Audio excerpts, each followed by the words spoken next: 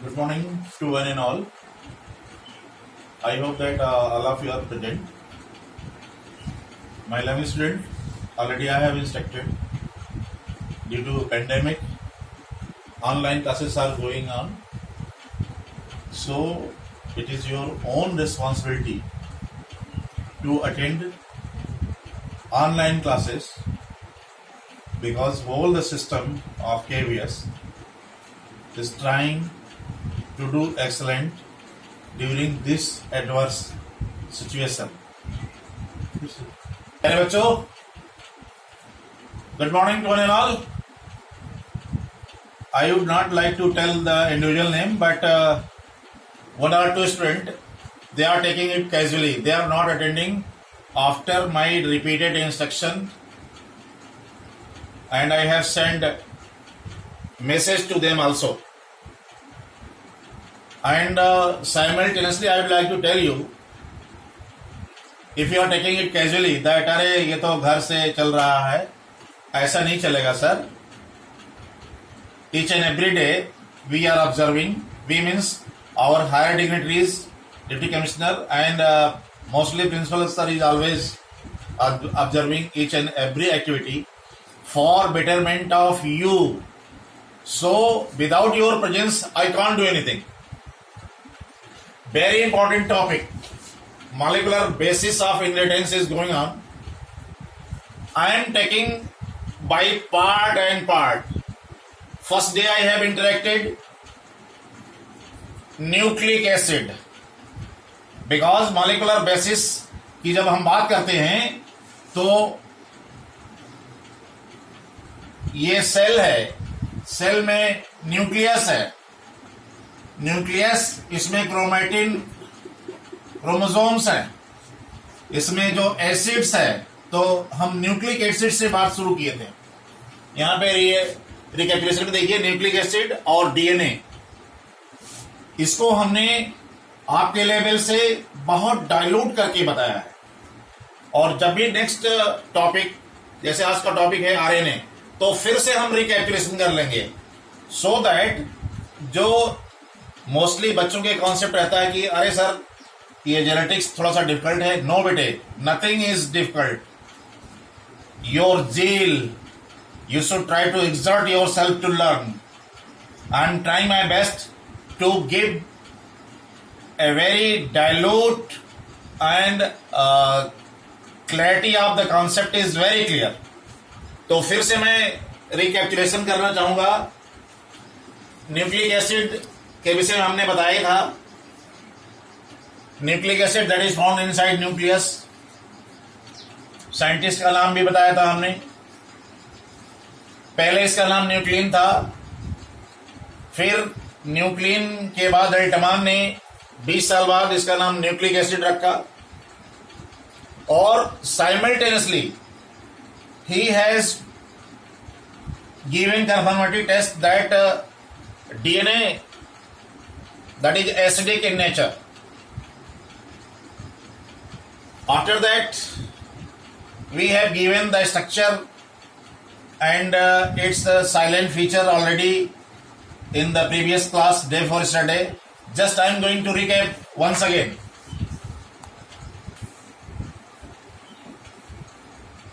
Genetic material जो DNA था, इसका स्ट्रक्चर में 3 बेसिक चीजें हमने बताया था. वो था pentose sugar, pentose sugar, phosphate और नाइट्रोजनस बेसिस. जो डीएनए था वो that is the polymer of nucleotides. अब आप बोलेंगे सर न्यूक्लियोटाइड्स, इसमें जो नाइट्रोजन बेस थे उसमें purine and pyrimidine bases pairing with hydrogen bond. Adenine form 2 hydrogen bond with thymine. उसमें जो था एडिनाइन और थाइमिन के बीच में डबल हाइड्रोजन बॉन्ड था. मैं रिकैप बता रहा हूं, एडिनाइन और थायमाइन। और ये जो राइट हैंडेड फैक्शंस में है, इसमें जो बॉन्डिंग है, इसकी बात कर रहा हूं मैं, एडिनाइन और थायमिन की। और जो साइटोसिन और ग्वानिन के बीच में triple hydrogen bond already I have interacted. After that इसका हमने ये भी बताया था कि ये जो इसमें जो बेस पेयर हैं, एक हेलिक्स से दूसरे हेलिक्स तक इसमें 10 बेस पेयर होते हैं। 10 base pairs are there, PAIR। और deforested I have told you the classification of DNA। Classification of DNA already हमने बताया था on the basis of their function. Trophic DNA होते हैं और जेनेरिक डीएनए जो लोअर फॉर्म ऑफ ऑर्गेनिज्म में पाए जाते हैं, जैसे पैरामीशिया में हमने बताया था। और बेस पेयर के हिसाब से ये हमने ऑलरेडी आपको बता दिया है कि ये A, B, C, D और Z, ये बेस पेयर के हिसाब से जो हम लोगों में पाया जाता है, ह्यूमन में वो 10 बेस पेयर पाया जाता है। C इसमें जस्ट ये ग्रेजुअली कम होता जाता है, ऑलरेडी बता चुका है मैं। और ए बेज होते हैं, उसमें 11 बेस पेयर होते हैं और जेड में 12। इनके स्ट्रक्चर ABCD ये जो राइट हैंडेड फैशन में होते हैं। Already I have told you, why I am repeatedly telling. कुछ बच्चे बोलते हैं सर सुनाई कम पड़ रहा, तो मैं बेटा इसका रिकॉर्डिंग करके और इसकी नोट्स भी जो मैं लिखता हूं वो क्लिक करके भेज देता हूं। तो इट इज अबाउट ये जो बेस पेयर है, ये 10 बेस पेयर। तो डेफिनेटली ये जो एक हेलिक्स स्ट्रक्चर है उसकी जो लेंथ होती है, एक हेलिक्स यहां से this one two this one, वो है 3.4 nm नैनोमीटर। तो ये इन दोनों के बीच में क्या होगा, ये दो जो कंसेक्यूटिव ये बॉन्ड है, तो इसको हम 10 से डिवाइड कर देंगे तो 0.34 ये न्यूमेरिकल भी आ सकता है। और इसमें हमने चार्जैप्स रूल भी बताया था कि the amount of adenine is always equal to the amount of thymine, और A plus T divided by G plus C is equal to 1, ये चार्जैप्स रूल भी बताया था। और ये हमने बताया था ऑलरेडी कि ये जो स्ट्रक्चर है इसकी बैकबोन, बार बार इसलिए बता रहा हूं क्योंकि जो मैं पिछले सालों में 7-8 सालों में जो इवैल्यूएशन करता हूं तो उसमें देखता हूं कि इससे बच्चे क्वेश्चन कम कर पाते हैं। ये जो स्ट्रक्चर्स मैं ड्रॉ कर रहा हूं बेटा, ये जो स्ट्रक्चर्स है यही है backbone.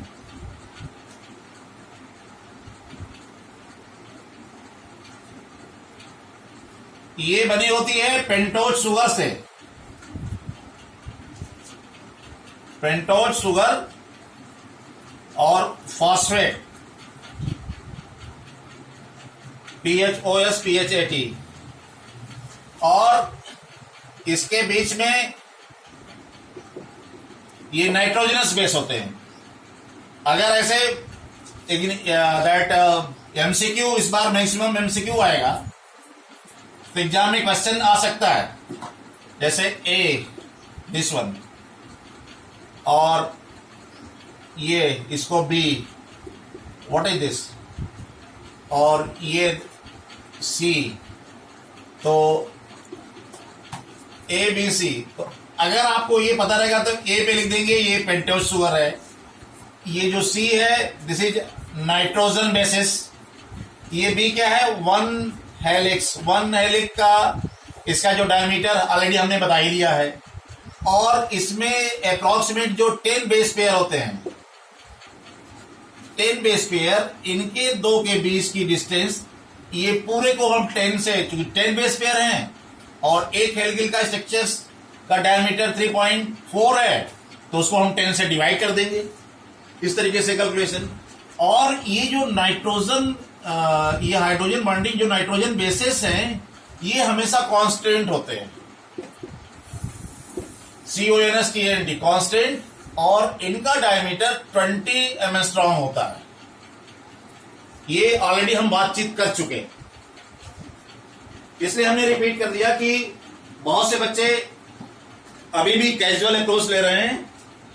Honourable principal sir is giving more emphasis and instruction, my loving children, do excellent, do excellent, do excellent। जब हम प्रयास ही नहीं करेंगे तो कैसे होगा? तो आज ये ऑलरेडी हमने रिकैपिटुलेशन में बताया। बेटे आज का जो पॉइंट है रिकैप में देखिए, न्यूक्लिक एसिड और डीएनए का स्ट्रक्चर हमने ब्रीफ में फिर से ब्रीफिंग कर दिया। इसमें से ये स्ट्रक्चर ऑलरेडी हम आपको बता चुके हैं। और ये आज जो न्यूक्लिक एसिड है, न्यूक्लिक एसिड 2 टाइप्स हमने बताया था, तो आज हम लोग आरएनए की बात करेंगे। इसमें राइबोस न्यूक्लिक एसिड की बात करेंगे। सैफिया देर से नहीं आने को, रहबर खान, मोनिस ध्यान से सुनिए। जो आरएनए है ये फर्स्ट जेनेटिक मटेरियल, और इसका नेचर जो था वो कैटेलिटिक, जस्ट लाइक कैटलिस्ट, और ये जेनेटिक मटेरियल था। RNA synthesise into DNA by reverse transcription. It is, ये जो आरएनए सिंथेसाइज होकर के डीएनए में कन्वर्ट हो जाता है, इसको हम कहते हैं रिवर्स ट्रांसक्रिप्शन। डीएनए, इसका मतलब आपस में ये चेंजिंग होती रहती है। ये जो बायोकेमिकल रिएक्शन है ये इनसाइड, ये न्यूक्लियस के अंदर चल रहा है। इसके पहले मैं आपको एक जिस्ट बता दूं। एक टर्म इसमें है सेंट्रल डोगमा। जो सेंट्रल डोगमा है, डोगमा बेटा, जो वॉटसन और फ्रांसिस क्रिक ने डबल हेलिकल स्ट्रक्चर दिया, तो उसी समय पूरी मॉलिक्यूलर बेसिस ऑफ इनहेरिटेंस का उन्होंने एक टर्म दिया था, एक जिस्ट। उसका नाम है central dogma, CENTRAL DOGMA।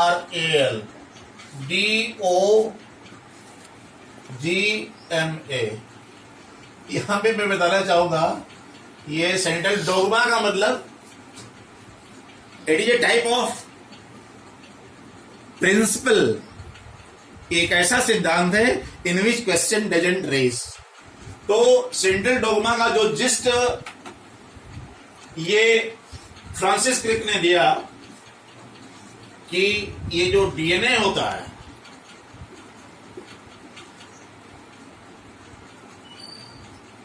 DNA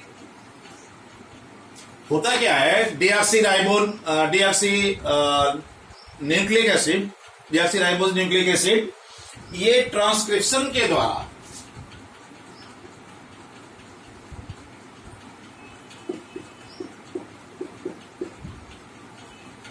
RNA में कन्वर्ट हो जाता है, और आरएनए फाइनली प्रोटीन में।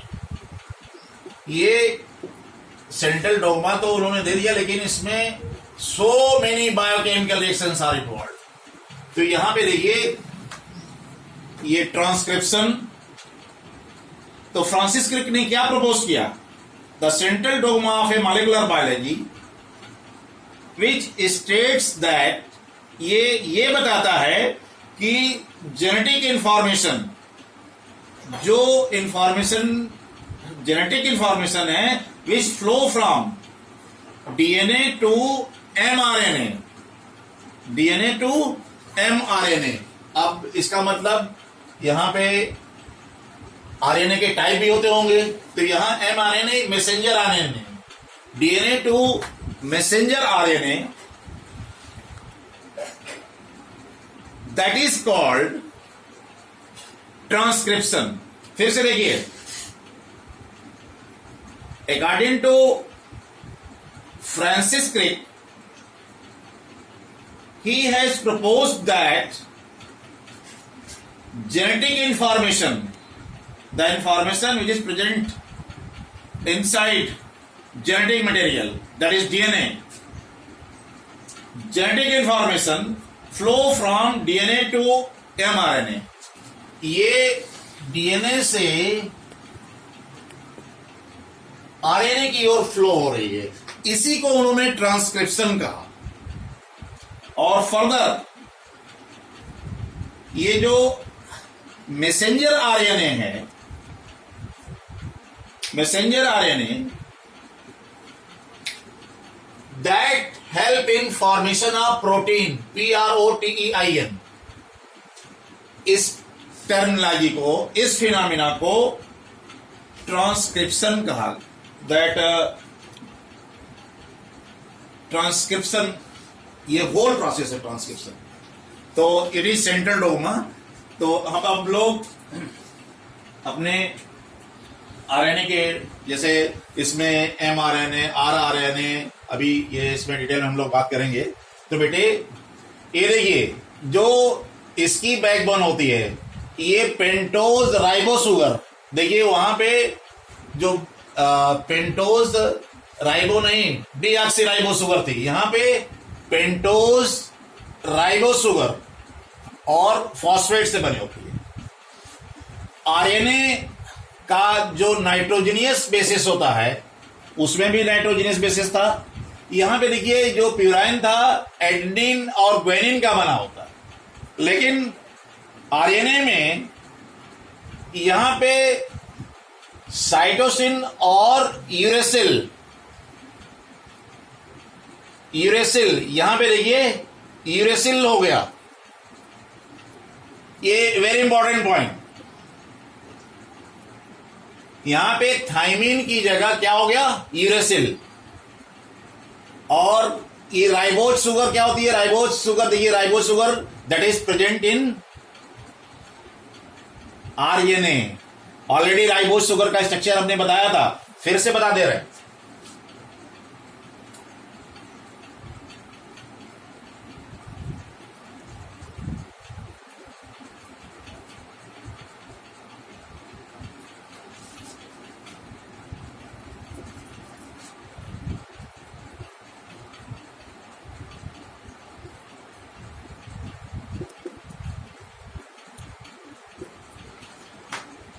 ये देखिए, इसमें functional group, more functional groups are there. तो ये इसमें ये राइबोज शुगर, और इसको जो कहेंगे ग्लाइकोसिडिक बॉन्ड, हाइड्रॉक्सिल ग्रुप और नाइट्रोजन बेसिस में। यहां देखिए पेंटो, यहां पे 5 कार्बन एटम पे फॉस्फेट, इसको फास्फोडाइस्टर बॉन्ड ऑलरेडी हम बता चुके हैं। तो यहां पे बेटा जो राइबोज शुगर और नाइट्रोजन बेस, ये मिलकर के राइबो न्यूक्लियोसाइड बनाते हैं। राइबो न्यूक्लियोसाइड और फॉस्फेट ग्रुप, ये राइबो न्यूक्लियोटाइड, यहां देखिए, यहां साइड है, यहां टाइड है, ये ध्यान रखिएगा। ये कभी कभी डिफरेंस पूछा जाता है, what is difference between ribo nucleoside? Ribonucleoside is the product of ribose sugar plus nitrogen base, but ये ribonucleotides that is ribonucleoside plus phosphate, mostly जो होते हैं आरएनए सिंगल स्ट्रैंडेड होते हैं। सो जब सिंगल स्ट्रैंडेड होंगे तो इसमें चार्ज-ऑफ रूल एप्लीकेबल नहीं होगा। वेरी इंपॉर्टेंट पॉइंट, इसमें समटाइम्स एग्जामिनेशन में क्वेश्चन पूछा जाता है कि Chargaff's rule is not applicable in RNA because RNA mostly single standard होते हैं, that's why it doesn't follow the Chargaff's rule. और जो आरएनए होते हैं बेटे, आरएनए का कॉन्सेप्ट ये मेनली जैसे हमने यहां पे बताया डीएनए आरएनए में, ये गलत है, आरएनए में नहीं, मैसेंजर आरएनए में। तो मोस्टली लोग बोलते हैं कि डीएनए आरएनए में कन्वर्ट होता है। आरएनए के डिफरेंट टाइप्स हैं, जैसे कि messenger RNA, RNA, ribosomal RNA,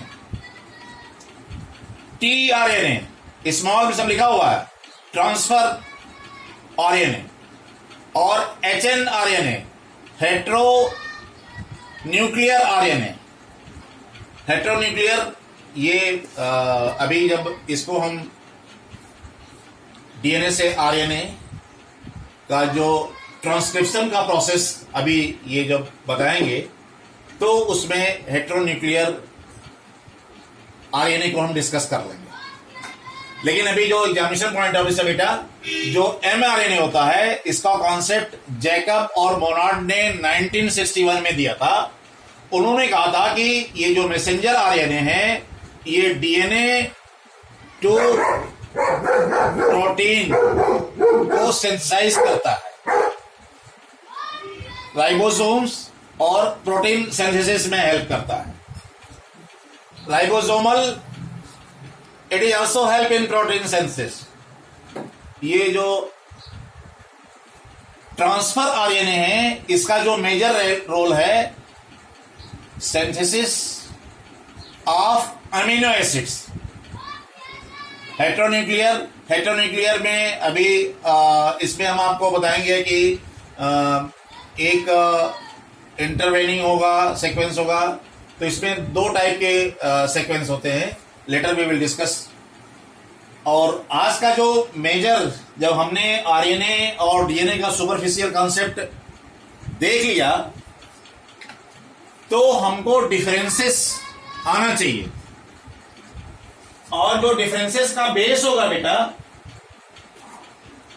और आरएनए का, अब आप देखिए डिफरेंसेस में हमने लिखा है सुगर,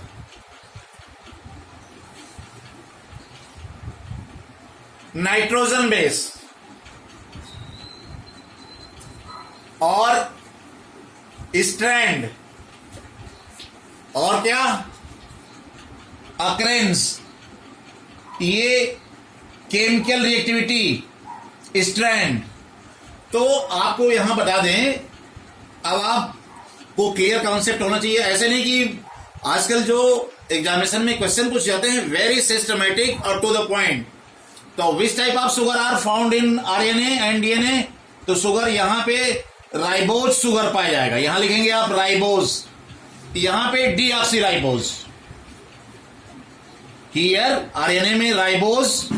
ध्यान से सुनिए, ये असाइनमेंट है आज का, आपकी लिसनिंग टेस्ट हो रही है। ये राइबोज शुगर और यहां पे डीएनए में डीऑक्सी राइबोज शुगर। और नाइट्रोजनस बेस आरएनए में क्या होगा, nitrogenous bases in RNA adenine और ग्वानिन।